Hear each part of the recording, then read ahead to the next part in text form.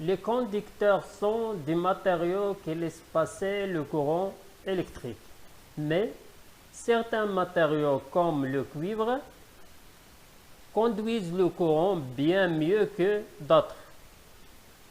Quelle propriété explique ce phénomène? Les appareils électriques contiennent des conducteurs ohmiques. Ce sont des dipôles. Voilà des conducteurs ohmiques dans cet appareil électrique. Le symbole d'un conducteur ohmique est où on introduit R, on écrit R dans le rectangle O en O, R majuscule. On réalise deux circuits électriques. On utilise une lampe, un générateur et des fils électriques, puis on insère un ampèremètre pour mesurer l'intensité du courant qui circule dans le circuit. Et après, on introduit une résistance, c'est-à-dire un conducteur ohmique dans le premier circuit. Voilà le conducteur ohmique. Comparez les intensités du courant électrique qui circule dans les deux circuits et déduire le schéma des circuits précédents. Premier schéma du circuit qui contient seulement la lampe et le générateur. Le sens du courant continu. Deuxième schéma, c'est lorsqu'on introduit le conducteur ohmique dans le premier circuit. Et toujours le sens du courant électrique de la borne positive vers la borne négative à l'extérieur du générateur. D'après l'expérience, on observe que lorsqu'un conducteur ohmique est introduit dans un circuit, elle a pour effet de faire diminuer l'intensité du courant électrique. Il résiste le passage du courant électrique. Donc, un conducteur ohmique est un dipôle récepteur caractérisé par une grandeur appelée résistance. Donc, un conducteur ohmique est caractérisé par une grandeur physique appelée résistance électrique. La résistance se note R, c'est-à-dire le symbole de la résistance électrique est R. Son unité internationale, c'est l'ohm. Du symbole, voilà le symbole de l'ohm. On utilise aussi des autres unités pour mesurer la résistance électrique d'un conducteur ohmique. Le kilo-ohm, 1 kilo-ohm égale 1000 ohms, méga-ohm, 1 méga-ohm égale 1 million d'ohms, milli-ohm, 1 milli-ohm égale 0,001 ohm.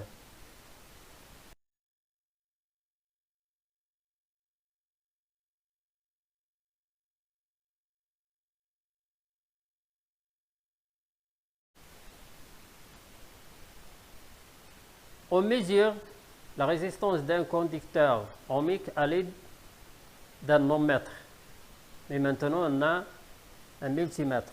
On place le sélecteur dans la zone des calibres de la résistance et on choisit le grand calibre.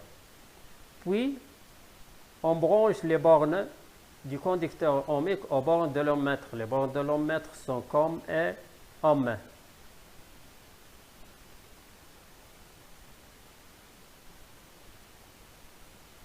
Et on cherche le calibre convenable. Donc voilà le calibre convenable, c'est 20 kOhm. On trouve que R égale 10 kOhm ou 10 000 ohms. On utilise aussi le code des couleurs. Chaque couleur correspond à un chiffre. Chaque couleur correspond à un chiffre. On place le conducteur ohmique de façon à avoir les 3 anneaux colorés les plus proches à la gauche et l'autre à la droite. Cet anneau donne la tolérance, c'est-à-dire la précision de la résistance. On écrit le code des 2 premiers anneaux, mais le code du 3e anneau donne le nombre des zéros. On trouve que R égale 10 000 ohms ou 10 kilo ohms.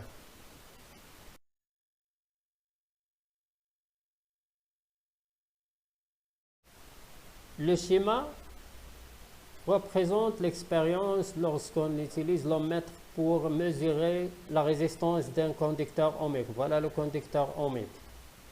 Voilà le symbole de l'ohmmètre, dont les bornes sont comme la borne négative et la borne ohm ou oméga, la borne positive. Mais lorsqu'on utilise le code des couleurs, voilà le tableau qui donne les couleurs et les codes. On place la résistance ou le conducteur ohmique positionné, c'est-à-dire poser le conducteur ohmique de façon à avoir les anneaux les plus proches de la résistance à la gauche. Donc les 3 anneaux les plus proches sont à la gauche. On écrit les 2 chiffres, c'est-à-dire les 2 codes des 2 premiers anneaux, A et B. Par exemple, si on écrit à la place de chaque code, par exemple A, le code de premier anneau, B, le code de deuxième anneau, et C, le code de troisième anneau. Donc, cette relation explique comment utiliser, comment écrire ces codes pour déterminer la valeur de la résistance. Donc, A, le code de la couleur de premier anneau, fois 10. B, le code de la couleur du deuxième anneau. Et C, le code de couleur de la troisième anneau. C, le code de couleur de troisième anneau donne le nombre de 0. Par exemple, on a 3 anneaux colorés, 3 anneaux colorés. Le rouge, à partir de la gauche, la couleur rouge, la couleur bleue, la couleur rouge. Donc A et C sont 2 codes égaux. A et C égale 2.